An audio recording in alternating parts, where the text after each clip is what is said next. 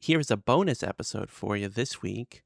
Need a little bit more time for Revelation of the Daleks, but in the meantime, unearthed from the vaults way back near when we were starting Huiyud, I started to explore expanded media, and this is my review of the first book I read. Enjoy.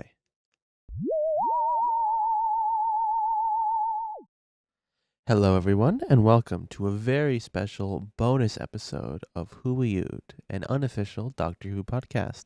My name is Ben, and today we are talking about a Doctor Who novel, The Murder Game. Now, of course, we're currently going through the third Doctor's adventures, and while I am enjoying my time with John, I do indeed miss the second Doctor and all of his antics. So, after recording the first couple of episodes, I decided to delve into the wild world of Doctor Who novels, of which there are hundreds and hundreds. I ended up picking up some of the first original novels that feature the second Doctor, as opposed to, there's a novelization of basically every story. And I wanted to go for like an original novel, something that I haven't experienced before. So I ended up ordering two books, the Virgin Missing Adventure novel, The Menagerie, and the BBC Past Doctor Adventures novel, The Murder Game, both of which are the first in their line that feature the second Doctor, as well as, I picked up a couple First Doctor Target novelizations, just for the hell of it. But I decided I wanted to read The Murder Game first, since I was missing the second Doctor, and I figured it might be a little bit more modern than The Menagerie. It takes place between the television stories The Power of the Dalek and The Highlanders, where the companions, Ben and Polly, they trust this new incarnation of the Doctor, but it is before the best boy, the best companion, Jamie, joins the team. Ben and Polly, just based on their television appearances, I think are pretty close to the worst companions for the first Doctor and the second. Second Doctor, they're absolutely the worst. Jamie's the best. Victoria's okay. And Zoe is pretty close to Jamie, I think. Yeah, Ben and Polly are the bottom. I don't know which I hate.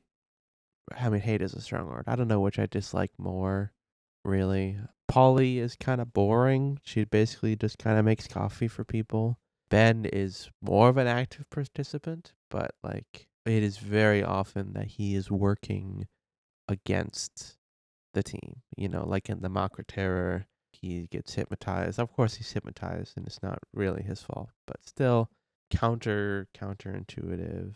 But I was really astonished that the Murder Game actually made me understand them as people more.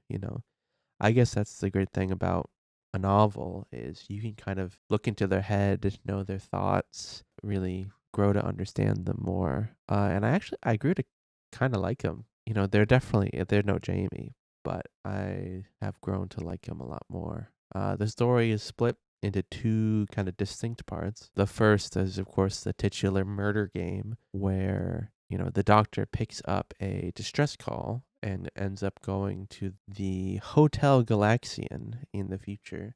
And they find that it has been rented out, and a whole bunch of people are there to play a murder game, a faux murder mystery where they're all role playing as different characters. And of course, someone is supposed to be pretended to be murdered, and in a classic subversion, someone is actually murdered. That kind of gets sidelined pretty quickly, though, as we get to the second part of the novel, where we're introduced to the Selekians, these shark-like alien species, very warmongery, who invade the Hotel Galaxian in search of a new weapon that two of the participants have been developing. And the murder game being strictly just a cover on these people's behalf to contact the Selekians and give them the weapon. The second Doctor is really great in this story. It was written by Steve Lyons, I think is how you pronounce it.